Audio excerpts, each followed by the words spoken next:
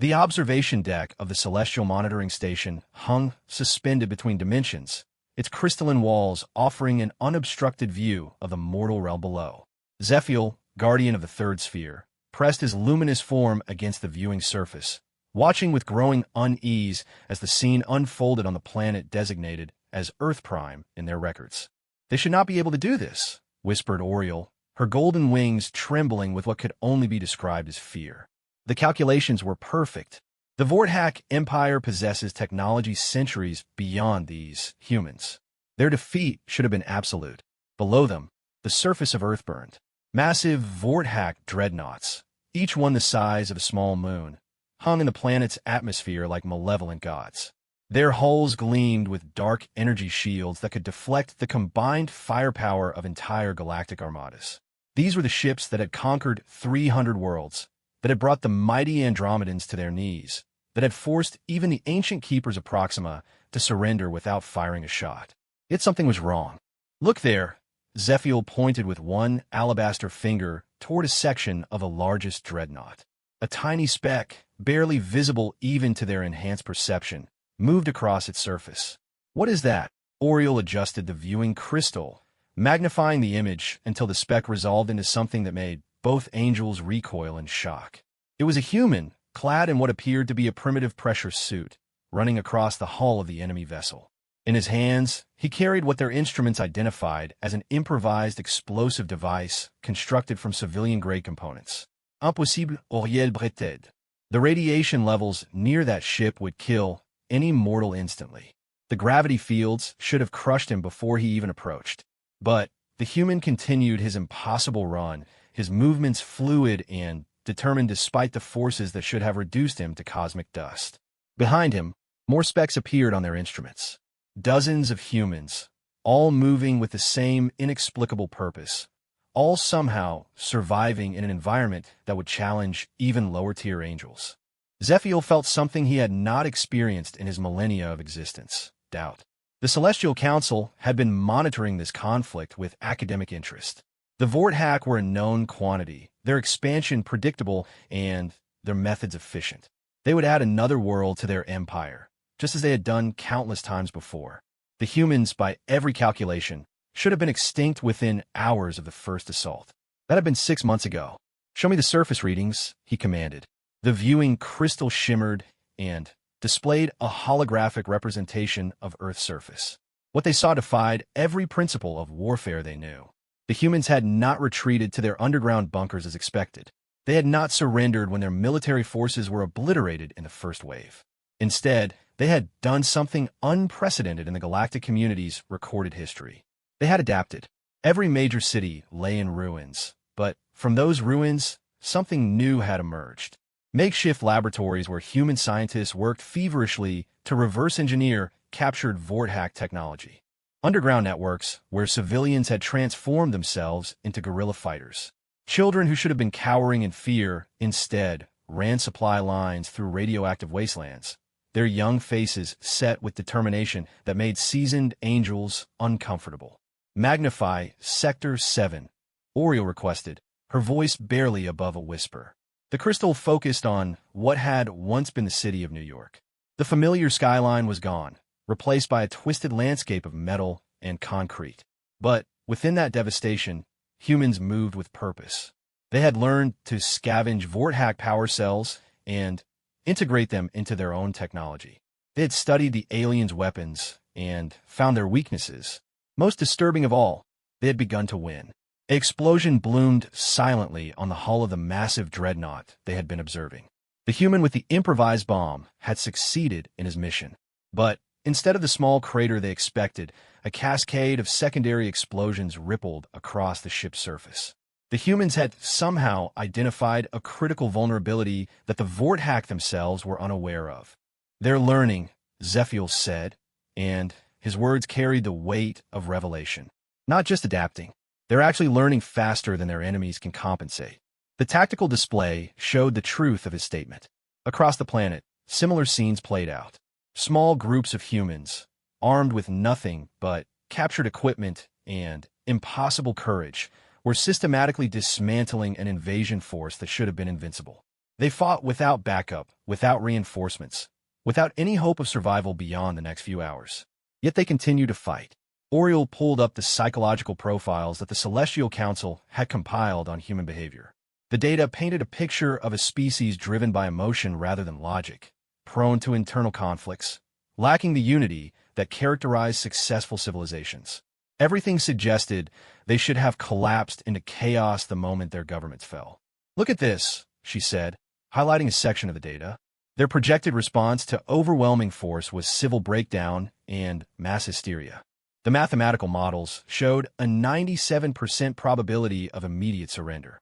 "Then, the models were wrong," Zephiel replied, watching as another group of humans somehow breached the shields of a Vorthack cruiser. "Or we fundamentally misunderstood what we were modeling." A new signal appeared on their instruments. The humans were broadcasting something on all frequencies, both to their own people and to their enemies. Oriel translated the primitive electromagnetic transmission. To any who can hear this, came a voice, rough with exhaustion but unbroken in spirit. "This is General Sarek Chun, commanding the Free Earth Resistance. We know you're out there, watching. We know you think we're finished. But you don't understand us. You don't understand what it means to be human." The broadcast continued, and, with each word, the two angels felt their certainty crumble. "We are not the strongest species in the galaxy. We are not the smartest or the most advanced. We don't live as long as you do, and our bodies are fragile compared to yours. But we have something you will never understand. We have the capacity to look at impossible odds and say, so what? We have the ability to stand up after being knocked down more times than should be survivable. We have the stubborn, irrational, beautiful tendency to keep fighting even when logic tells us to quit." On the tactical display, they watched as a Vorthack battalion, armed with weapons that could level mountains, was routed by a group of human teenagers who had learned to turn their own video game skills into combat tactics. The aliens retreated in confusion, their predictive algorithms unable to process such chaotic yet effective resistance. "There's something else," Oriel said, her voice troubled. "The readings I'm getting from their biological signatures, they're changing." Zephiel focused his attention on the human's life force patterns. What he saw made his immortal essence recoil. Under the stress of impossible circumstances, the humans were not breaking down as expected. Instead, they were becoming something more than they had been. Their neural pathways were rewiring themselves at an unprecedented rate. Their physical capabilities were pushing beyond previously recorded limits. They were evolving in real time, driven by necessity and will. This is what the ancient warning spoke of, he realized, his voice filled with dawning horror. The mortal champions, the beings who would rise when all seemed lost. Oriel's form flickered with agitation. But that was theoretical. Accountionalità. The probability of such evolution occurring was calculated to be less than 1 in a trillion. Probability, Zephiel laughed, but there was no humor in the sound. "We try to reduce them to numbers and equations. We measured their technology, their weapons, their social structures. But we never measured their spirit." The dreadnought they had been watching suddenly listed to one side, its massive bulk beginning to fall toward Earth's surface. The humans had somehow sabotaged its gravity control systems from the inside. But instead of celebrating, the small figures on the hull were already moving toward the next target, their impossible mission continuing without pause. "Report this to the Council," Zephiel commanded. "Tell them the calculations were wrong. Tell them the humans are not behaving according to any known parameters." "What should I tell them we observed?" Oriel asked. Zephiel considered his words carefully.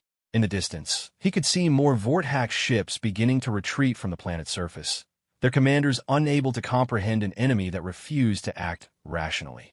The humans pursued them, somehow, impossibly, taking their fight into space itself with cobbled-together ships that should not have been able to leave the atmosphere. "Tell them we witnessed the birth of something new," he said finally, "something that our models cannot predict or contain. Tell them that mortality, rather than being a weakness, may be the greatest strength a species can possess. And tell them," he paused, watching as a group of humans in makeshift spacesuits somehow managed to board and capture a Vorthack frigate, "tell them that the heavens may need to reconsider our position in the cosmic order." The viewing crystal went dark as Oriel prepared to transmit their report. But Zephiel remained at his post, staring down at the impossible scene below. The humans fought on, driven by something his immortal mind could not fully comprehend. They faced extinction with laughter on their lips and defiance in their hearts. They turned every defeat into a lesson and every lesson into a weapon. For the first time in his eternal existence, Zephiel wondered if the angels had been wrong about everything. Perhaps it was not immortality that made a being truly powerful. Perhaps it was the knowledge that life was finite, that every moment mattered, that gave mortals the strength to achieve the impossible. Below him, the mortal champions battled on, and the heavens trembled. The high chamber of the Celestial Council existed outside normal space-time, a place where beings of pure light and thought gathered to deliberate matters of cosmic importance. Today, that chamber buzzed with an energy that had not been felt since the Great Sundering 10 million years ago. "The report cannot be accurate," declared Metatron, his voice resonating through dimensions like the birth song of stars. "No mortal species has ever successfully resisted the Vorthak Empire for more than 7 rotations. This, humanity, has maintained resistance for over 200 rotations." Gabriel, the messenger of divine will, flickered between visible and invisible as he processed the data streams flowing from thousands of monitoring stations. The confirmations continue to arrive. Highest voice. The humans have not merely survived. They have begun to push the invaders back. The assembled council members, beings whose existence predated the formation of most galaxies, exchanged glances that carried the weight of eons. They had observed the rise and fall of countless civilizations, had cataloged the behaviors of 10,000 species, had reduced the complexities of mortal existence to elegant mathematical formulas. Never had those formulas failed so completely. "Show us," commanded Uriel, the flame of judgment, her form crackling with barely contained cosmic fire. The center of the chamber dissolved into a 3-dimensional representation of the Sol system. Earth hung in the middle, no longer the blue-green jewel it had once been. Its surface was scarred with the remnants of orbital bombardment, its atmosphere clouded with the dust of shattered cities. Yet around it, something unprecedented was happening. "Observe the debris field," Gabriel said, highlighting a region of space that should have been empty. Instead, it swarmed with activity. Human vessels, constructed from the wreckage of their own world and captured enemy technology, moved with purpose through the void. They were crude, asymmetrical things that violated every principle of efficient design, yet they flew and fought with deadly effectiveness.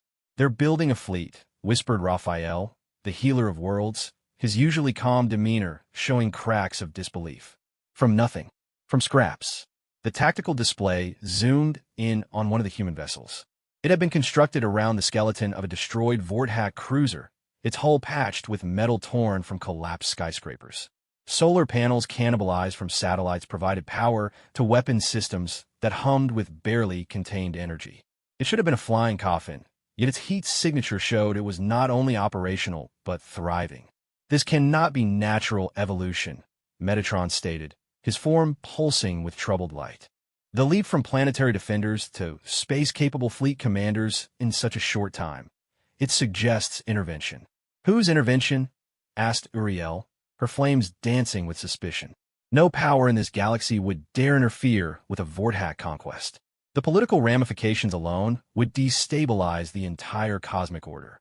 Gabriel enhanced the display, showing individual human vessels engaging Vorthak patrols. The alien ships, sleek and perfect in their engineered efficiency, found themselves outmaneuvered by cobbled-together human craft that fought with tactics no computer could predict. When logic dictated retreat, the humans advanced. When surrounded and outnumbered, they attacked with even greater ferocity. "Look at their formation patterns," Raphael observed, his healing sight detecting something others might miss. "They're not following any established tactical doctrine. Each engagement is unique, improvised on the spot." "Improvised?" Metatron's voice carried notes of confusion that rippled through nearby dimensions. How can improvisation succeed against algorithms refined over millions of years? The answer came in the form of intercepted communications from the human fleet. The angels listened as human commanders coordinated their forces not through careful planning, but through something far more chaotic and far more effective. "Red Leader," This is base 1. We've got 17 bogeys coming in hot from Sector 4. Standard intercept pattern. The voice belonged to a young human, barely past adolescence by their species standards. Negative, base 1, came the reply from another impossibly young voice. Standards what they expect. Tommy, remember that crazy stunt you pulled in the simulators last week? The one that made the instructors have nightmares. You mean the barrel roll through the asteroid field while firing backwards? Tommy's voice carried what the angels could only interpret as amusement in the face of certain death. That's the one. Think you can do it for real? Sir, that maneuver has a 97% fatality rate according to all tactical analyses. Then, they definitely won't see it coming. Do it. The angels watched in stunned silence as the human pilots executed maneuvers that violated every principle of space combat. Ships dove into gravity wells that should have torn them apart, used debris fields as cover in ways that defied physics, and coordinated attacks through pure instinct rather than calculated strategy. The Vorthack vessels, programmed to counter known tactics, found themselves completely unprepared for an enemy that made up new tactics with every engagement. They're not fighting like a military force, Gabriel realized. They're fighting like children at play. Deadly, brilliant children. The Vorthack don't understand play, Uriel said slowly, her flames dimming as the implications became clear. Their entire culture is built on efficiency and optimization. They cannot comprehend an enemy that chooses the inefficient path simply because it might work. The display shifted to show ground operations on Earth itself. The angels expected to see a broken world struggling to survive. Instead, they witnessed something that challenged their fundamental understanding of mortality.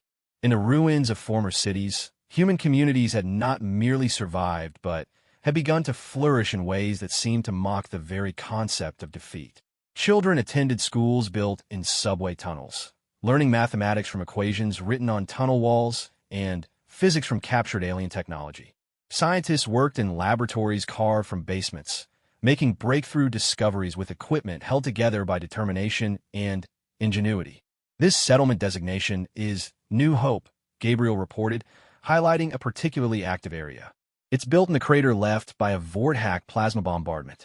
The humans have turned the impact site into the foundation for their largest research facility. The angels observed as humans took their most devastating losses and transformed them into sources of strength. Every destroyed building became raw materials for fortifications. Every fallen defender became inspiration for 10 more to take their place. They mourned their dead with tears, then honored them with achievements that would have been impossible before the war began. There's something else, Raphael said, his healing sight detecting patterns that went beyond the physical. Their life energies are changing. The trauma of war isn't breaking them. It's forging them into something harder, something brighter. The display showed the biological readings of individual humans. Their neural patterns had evolved beyond baseline parameters, showing increased connectivity between brain regions associated with creativity, problem-solving, and emotional resilience. Their physical capabilities had similarly expanded, with stress responses that enhanced rather than hindered performance. They're becoming what their mythology called heroes, Metatron said, his voice filled with something approaching awe. Not through divine intervention, but through their own will to transcend limitation. And that's what frightens us, Uriel admitted, her flames flickering with uncertainty.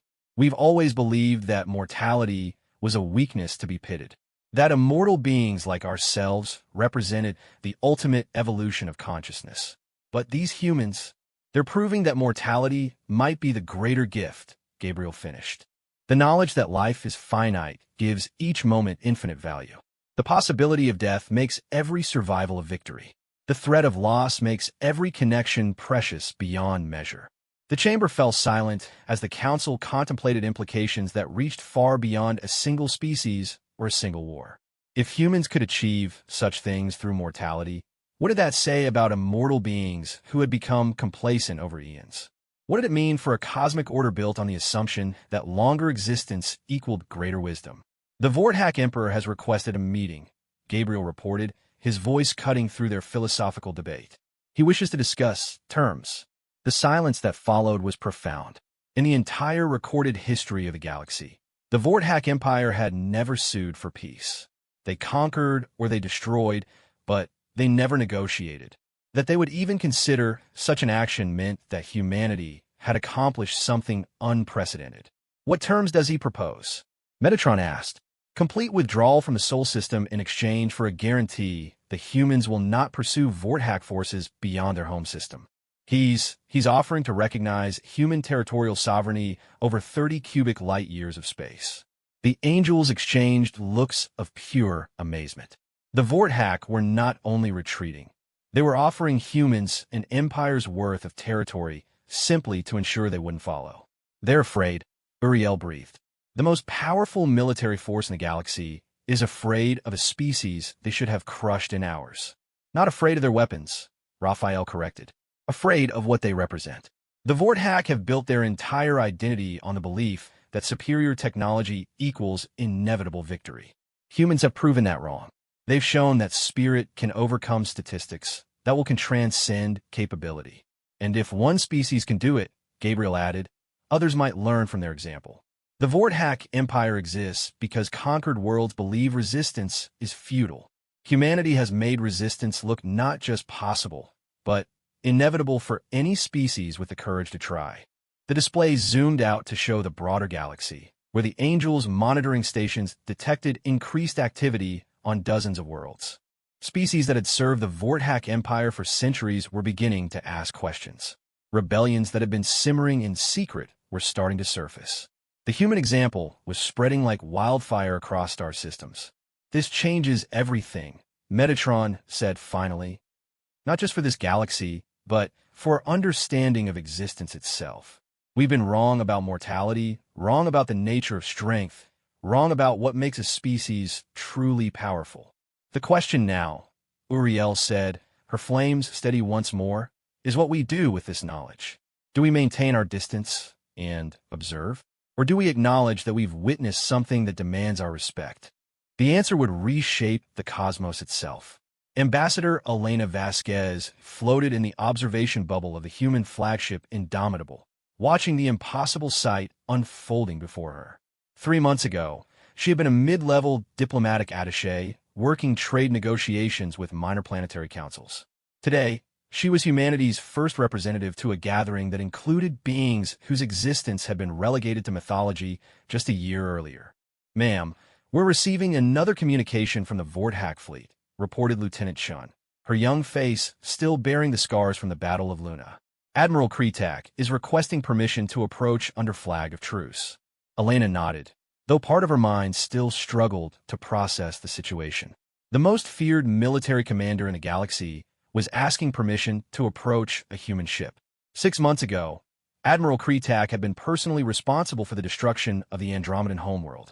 Today, he waited patiently in space, following protocols established by a species he had tried to exterminate. Grant permission, but maintain standard defensive posture, Elena ordered. And, Lieutenant, remind the Admiral that this is a humanitarian vessel. Any sign of hostile intent, and we defend ourselves. The irony wasn't lost on her. The Indomitable was indeed carrying humanitarian supplies, but its cargo hold also contained weapons technology that would have been pure science fiction before the war. Humans had learned to reverse engineer not just Vorthack equipment, but the fundamental principles that made it work. More importantly, they had improved upon it. Incoming transmission from the Celestial Monitoring Station, announced Corporal Martinez from the communication station. They're requesting permission to send a delegation aboard.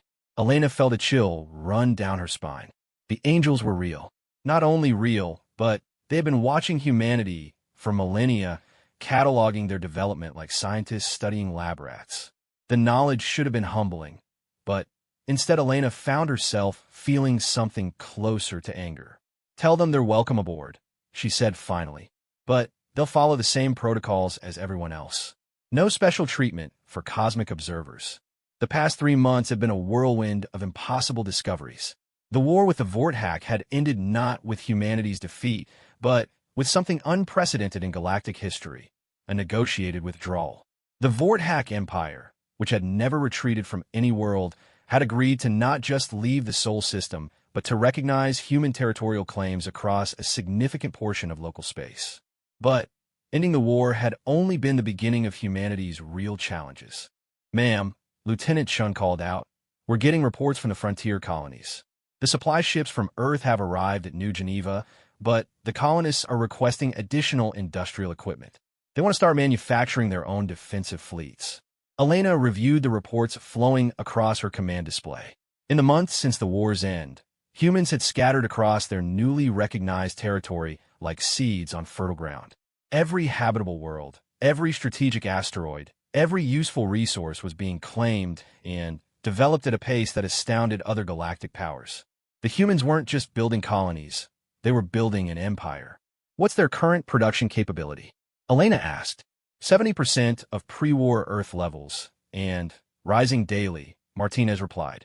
The colonists aren't just rebuilding, ma'am. They're innovating. The reports I'm seeing describe manufacturing techniques that didn't exist a year ago. The truth was both thrilling and terrifying. Humanity had emerged from near extinction with capabilities that shouldn't have been possible. The pressure of total war had forced evolutionary leaps that would have taken centuries under normal circumstances. Humans were no longer the same species they had been when the Vorthack first arrived. Incoming vessel on approach Vector 7, Chen reported. Configuration unknown, but it's unusual. Elena looked at the tactical display and felt her breath catch. The approaching ship was unlike anything in known databases. Its hull seemed to shift and flow like liquid metal, yet maintained perfect structural integrity.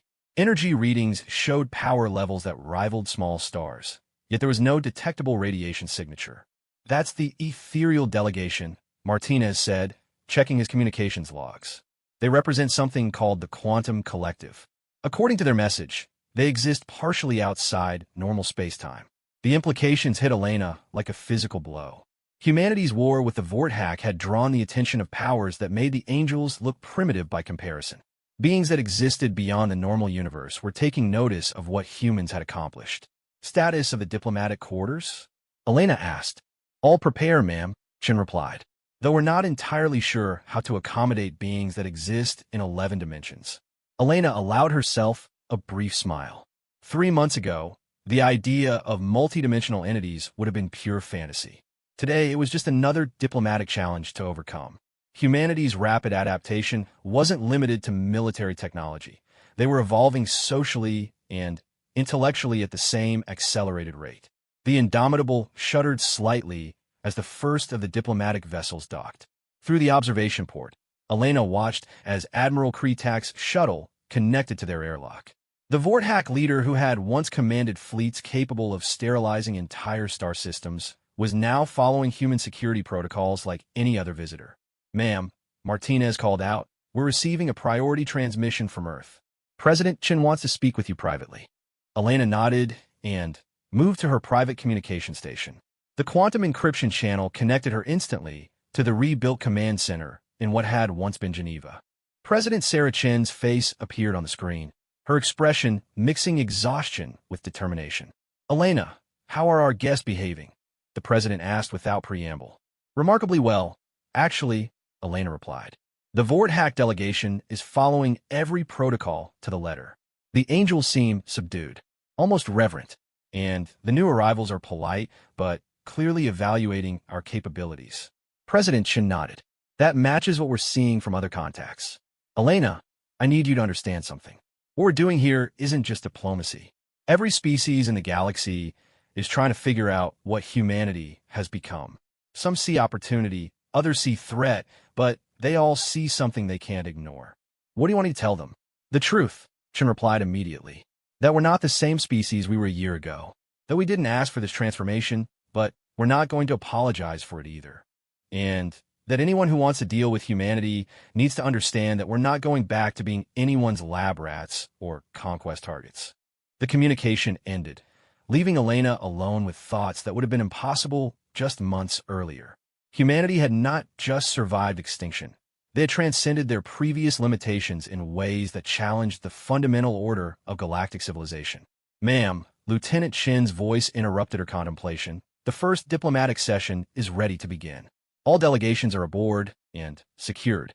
Elena made her way to what had been the ship's main conference room, but was now serving as an unprecedented gathering place.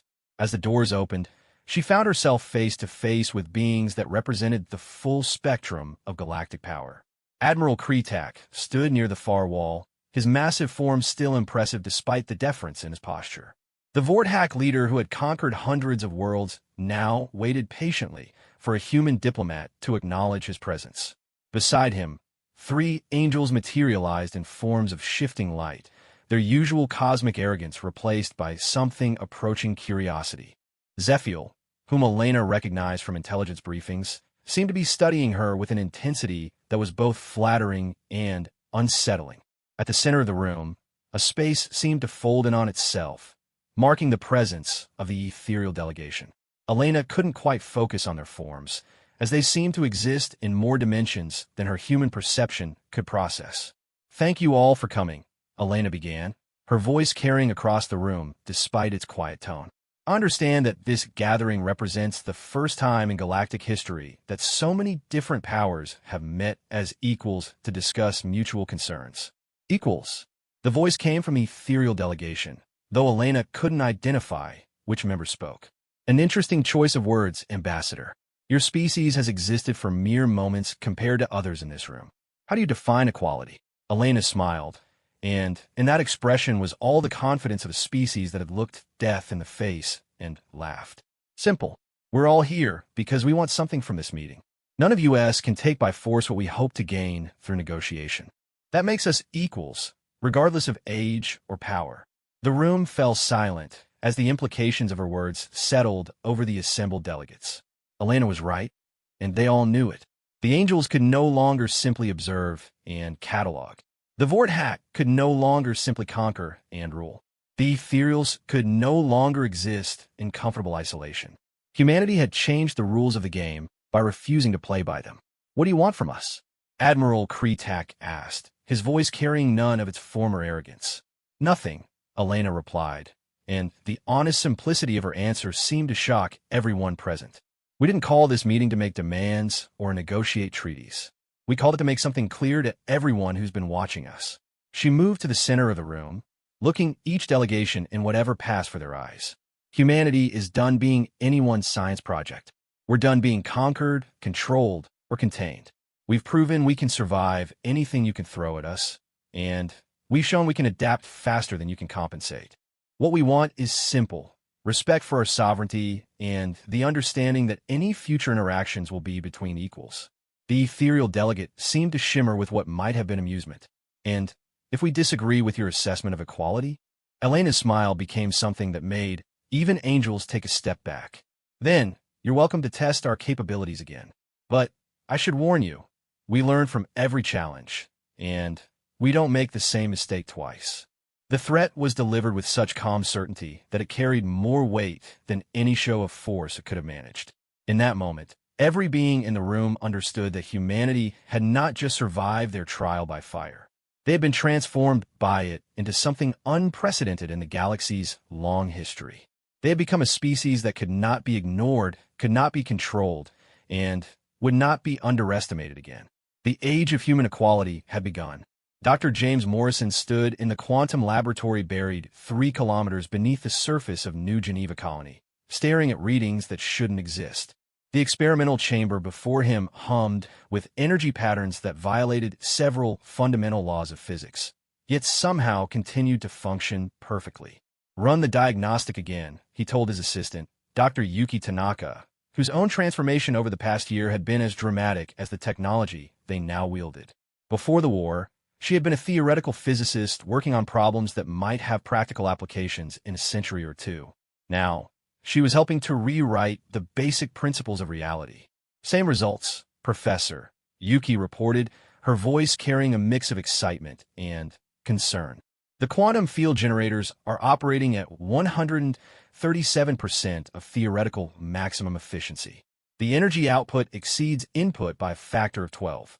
James nodded, though part of his mind still rebelled against what his instruments were telling him. The technology before them was based on captured Vorthak equipment, but the improvements were entirely human innovation. More troubling was the fact that these improvements seemed to work according to principles that human science had only recently discovered.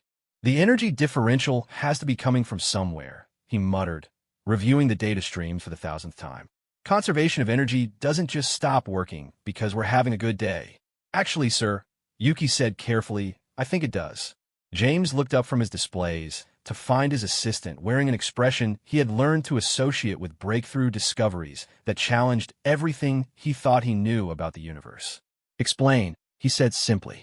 Yuki activated the holographic display at the center of the laboratory, showing a three-dimensional representation of the quantum field interactions within their experimental chamber.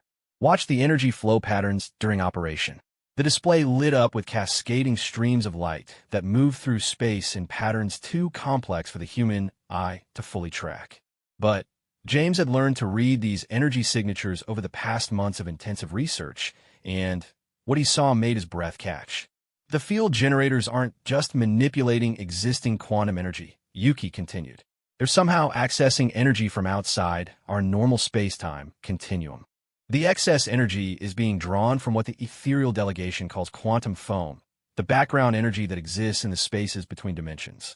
James felt the familiar vertigo that came with understanding something that should have been impossible. You're saying our technology is feeding off the fundamental structure of reality itself. Not just feeding off it, Yuki corrected. Improving it. Look at these readings from the dimensional interface. The display shifted to show measurements that James was still learning to interpret. The quantum foam around their laboratory showed increased organization, greater stability, higher energy efficiency. Their experiments weren't just drawing power from the spaces between dimensions. They were somehow making those spaces work better. This is beyond anything in our theoretical framework, James said, though he knew that phrase had lost meaning months ago. Humanity's technological advancement had outpaced their understanding so rapidly that they were operating devices whose principles they were still discovering. Sir, came a voice from the communication panel. We're receiving a priority message from Earth. Professor Chen wants to speak with you immediately. James accepted the quantum encrypted transmission, and the image of Dr. Sarah Chen appeared in the laboratory. The former theoretical physicist who now served as humanities science advisor looked even more exhausted than usual, which was saying something. James, we need your team's input on something urgent, she began without preamble. The monitoring stations are detecting unusual activity in the Veil Nebula. It appears to be connected to our quantum field experiments. The implications hit James like a physical blow. The Veil Nebula was 17 light-years away from human territory. If their experiments were affecting phenomena at that distance, it meant their technology was operating on scales they hadn't even imagined. What kind of activity? He asked. The nebula is reorganizing itself, Dr. Chen replied, her voice carrying disbelief even as she spoke the words. The gas clouds are forming more complex structures. The energy patterns are becoming more efficient. It's as if our quantum field manipulations are somehow teaching the universe how to work better. Yuki and James exchanged glances that carried months of growing suspicion. Their research had been producing results that exceeded all theoretical predictions, but they had assumed they were simply better at engineering than they had realized. The possibility that they were actually improving the fundamental laws of physics had been too incredible to seriously consider. There's more, Dr. Chun continued. The angels have requested an emergency meeting. They're frightened, James. Beings who have existed since the birth of galaxies are asking humanity to please be more careful with reality. The communication ended, leaving the two scientists alone with implications that stretched far beyond their small laboratory. James looked around at the equipment they had built, technology that had seemed miraculous, but manageable just moments before. Now it looked like something far more dangerous and far more wonderful. We need to contact the other research stations, he said finally. If our work is affecting space-time at interstellar distances, we need to coordinate our experiments. Already on it, Yuki replied, her fingers dancing across quantum communication controls that would have been impossible to build a year ago. I'm linking with New Tokyo, New Cairo, and the orbital platforms. We should have full coordination within minutes. As the communication network established itself, James found himself thinking about the implications of what they were discovering. Humanity hadn't just developed advanced technology. They had somehow learned to work with the universe in ways that improved it for everyone. Their quantum field generators weren't just more efficient than existing technology. They made the space around them more efficient as well. Connections established, Yuki reported. We're linked with 37 research facilities across human space. The holographic display expanded to show a real-time map of human territory, with each research station marked by a pulsing node of light. As James watched, he could see the energy patterns connecting the stations, creating a network that spanned dozens of star systems. But, more remarkably, he could see how that network was affecting the space around it. "My God," he whispered, "we're not just conducting experiments. We're building something." The pattern was unmistakable once he knew to look for it. Each research station was a node in a vast network that was slowly but systematically improving the quantum efficiency of local space-time. Faster-than-light travel was becoming easier. Energy transfer was becoming more efficient. Even the basic forces that held matter together were being optimized. "Incoming transmission from the ethereal delegation," Yuki announced. "They want to speak with you personally." James accepted the communication, and the laboratory filled with a presence that existed in more dimensions than human senses could fully perceive. When the ethereal spoke, their words seemed to come from every direction at once. "Dr. Morrison," the voice began, carrying harmonics that resonated through space-time itself. "We must speak with you about what your species is accomplishing." "I'm listening," James replied, though he wasn't entirely sure how to address beings who existed partially outside normal reality. "Your research is not simply advancing technology," the ethereal continued. "You are fundamentally altering the structure of the universe itself. The quantum modifications you have introduced are propagating through space-time at velocities that exceed light speed. Within several of your years, these changes will affect the entire galaxy." The implications were staggering. James had been thinking in terms of improving human technology. The reality was that humanity was improving the universe itself, making it work more efficiently for all forms of life. "Is this dangerous?" he asked. "Dangerous?" The ethereal's voice carried what might have been amusement. "Dr. Morrison, you are asking whether making the universe work better is dangerous. The answer depends entirely on how you define improvement." "What do you mean?" "Your species has a unique perspective on reality," the ethereal explained. "Most civilizations seek to understand and exploit the universe as it exists. Humanity seems determined to make it better. Your quantum field manipulations are not just more efficient. They make efficiency itself more efficient. You are not just improving your technology. You are improving the fundamental constants that govern all technology." James felt a chill run down his spine. "You're saying we're changing the laws of physics?" "We're saying you're teaching the laws of physics how to work more effectively," the ethereal replied. "And the universe is learning from your lessons. The quantum foam modifications you have introduced are being adopted by space-time itself. Other species are beginning to notice that their own technologies are becoming more efficient without any changes on their part." The communication ended, leaving James and Yuki alone with the knowledge that humanity's greatest discovery was also its most terrifying responsibility. They weren't just advanced engineers. They were cosmic educators, teaching the universe itself how to be better. "What do we do with this information?" Yuki asked quietly. James looked at the quantum field generators that hummed with impossible efficiency, at the displays showing energy patterns that connected human space in a web of improvement, at the readings that demonstrated humanity's growing influence on the fundamental structure of reality. "We do what humans have always done," he said finally. "We figure out how to do it better." Outside the laboratory, across dozens of star systems, human researchers continued their work. Each experiment made their technology more efficient. Each improvement made the universe itself work more effectively. Each breakthrough brought them closer to understanding their true role in the cosmic order. Humanity was no longer just a species struggling to survive. They had become teachers to reality itself, showing the universe how to work more efficiently, more beautifully, more perfectly than it ever had before.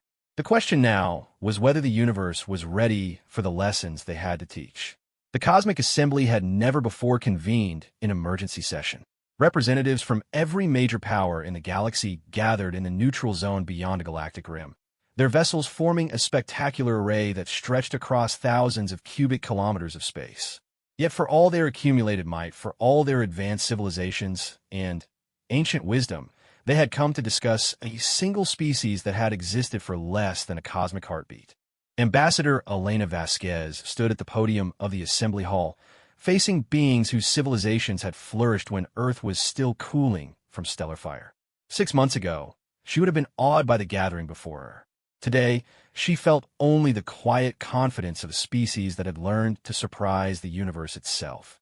"Honored delegates," she began, her voice carrying clearly through the translation matrices that allowed thousands of species to communicate. "We gather today not because of a threat, but because of an opportunity that none of us anticipated." In the first row of delegates, Admiral Kretak shifted uncomfortably. The former terror of the galaxy now served as the Vorthak Empire's Minister of Peaceful Relations, a position that had been created specifically to manage interactions with humanity. Behind him, the Andromedan Collective's representative, a crystalline being whose species had once considered themselves the galaxy's greatest intellects, maintained the careful stillness that had become their default expression when discussing human achievements. "The question before us today," Elena continued, "is not whether humanity has fundamentally altered the nature of galactic civilization. We have. The question is what we do with that reality." High above the assembled delegates, in observation positions that existed partially outside normal space-time, the angels watched with expressions that mixed wonder and concern. Zephiel had been monitoring human development continuously since the end of the Vorthak War, and each report had been more incredible than the last.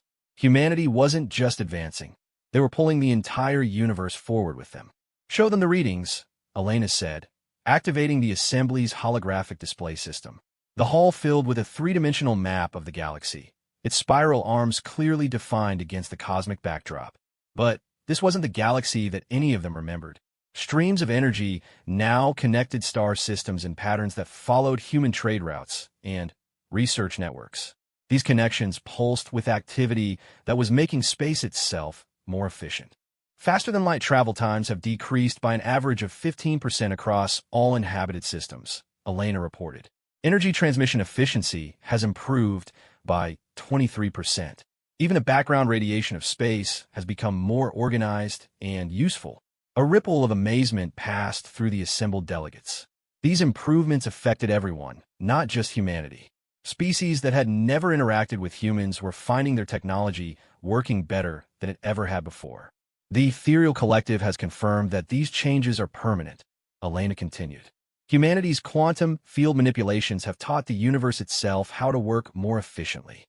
We are not just benefiting from improved physics. We are all living in an improved universe." How is this possible? The question came from Lord Vrax of the Hegemony, his species having ruled 17 sectors for over 10 million years. "No single species should have the capability to modify fundamental constants." Elena smiled, and in that expression was the essence of everything that made humanity unique. "You're absolutely right, Lord Vrax.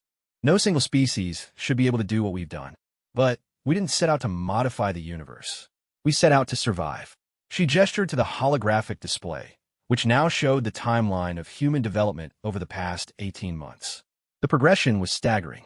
From a single planet species facing extinction to a cosmic force reshaping reality itself, all in less than 2 standard years. "Necessity forced us to evolve faster than any species in galactic history," Elena explained. "We adapted not just our technology, but our fundamental approach to existence. Where other species seek to understand and exploit the universe, humans have learned to improve it. And what gives you the right to make such changes without consulting the rest of us?" The challenge came from a synthesized collective, a machine intelligence that had achieved consciousness billions of years ago. Elena's response was immediate and unwavering. The same right that gave the Vorthak Empire permission to conquer 300 worlds. The same right that allowed the hegemony to claim sovereignty over 17 sectors. The same right that permitted the collective to process entire star systems into computational matrices. The hall fell silent as her words sank in. Elena was right, and they all knew it. Every major power in the galaxy had shaped the universe according to their needs and capabilities. The difference was that humanity's shaping had made things better for everyone. "The improvements we've introduced benefit all sapient life," Elena continued. "We've made the universe more efficient, more stable, more conducive to technological advancement. We've shortened travel times, improved energy efficiency, and enhanced the basic forces that govern matter itself. Every species here has benefited from our modifications." "But at what cost?" asked the ethereal representative, their multidimensional voice carrying harmonics of concern. "Your species has become something unprecedented. You're no longer baseline humans. You have transcended your original biological limitations in ways that make you fundamentally different from all other known life forms. Elena nodded, acknowledging the truth of the statement. The war with the Vorthack had indeed changed humanity in profound ways. Humans now lived longer, thought faster, and possessed capabilities that would have been considered miraculous just years before. But they had retained their essential humanity, their creativity, their emotional range, their stubborn refusal to accept limitation. Yes, we've changed, she agreed. But we've changed while remaining recognizably human. We still laugh, we still cry, we still fall in love and pursue dreams that others consider impossible. The difference is that now we have the capability to achieve those impossible dreams. And that is what terrifies them, came a voice from the observer gallery. All eyes turned upward as Zephiel materialized in the hall itself, his angelic presence causing several delegates to instinctively retreat. With respect, Guardian Zephiel, Elena said calmly, terror is not the appropriate response to progress. Progress. Zephiel's voice carried the weight of cosmic authority. Ambassador, your species has achieved in months what most civilizations require millennia to accomplish. You have rewritten the fundamental laws of physics through sheer force of will and necessity.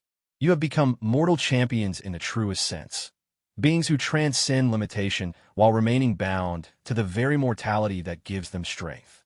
The angel moved to the center of the hall, his presence commanding attention from every delegate present. Do you understand what you have become? He asked, addressing Elena, but speaking to all assembled. You're no longer just another species among many. You are the universe's teachers, showing reality itself how to work more efficiently. Other species adapt to the universe as it exists. You improve the universe to meet your needs. And that improvement benefits everyone, Elena pointed out. Every species here has gained from our modifications. Today, yes, Zephiel acknowledged. But what happens when your improvements conflict with someone else's needs? What happens when your vision of a better universe differs from that of other civilizations? You have the power to reshape reality itself. How do we know you will always use that power responsibly? The question hung in the air like a challenge. Elena could feel the attention of every delegate focused on her response. The future of galactic civilization might depend on her next words. You don't know, she said simply. Just like we don't know whether any of you will use your power responsibly. The difference is that we've proven our improvements benefit everyone. We've shared our discoveries freely, invited collaboration from all interested species, and made our research transparent to anyone who wants to verify our work. She gestured to include the entire assembly. We're not asking for your permission to continue our research. We're offering to share what we learn with anyone who wants to participate. The universe is getting better, more efficient, more conducive to life and advancement. We can do this together, or we can do it alone. But we're not going to stop learning and growing simply because our progress makes some of you uncomfortable. A murmur of conversation rippled through the assembled delegates. The message was clear. Humanity would continue their cosmic education whether the galaxy approved or not. The choice was whether to participate in the benefits or remain outside them. What do you propose? Asked Lord Vrax, his ancient voice carrying grudging respect. Elena smiled, and for the first time since the session began, it was a smile of pure joy rather than diplomatic politeness. We propose a new age, she said. An age where species work together to improve the universe itself, where advancement benefits everyone rather than just the advancing species. Where the goal isn't just survival or conquest, but making existence itself better for all sapient life. She activated the holographic display one final time, showing projections of what the galaxy could become if all species contributed their unique perspectives to cosmic improvement.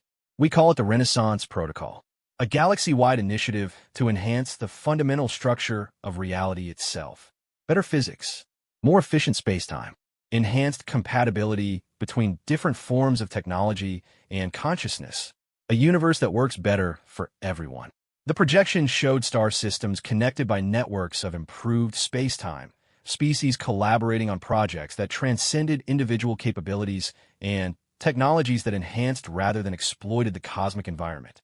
This is what we offer, Elena concluded. Not dominance, not conquest, not control. Partnership in the greatest project any of us have ever attempted, teaching the universe itself how to be better. The assembly hall erupted in debate as species that had barely spoken in millennia suddenly found themselves discussing shared goals and collaborative opportunities.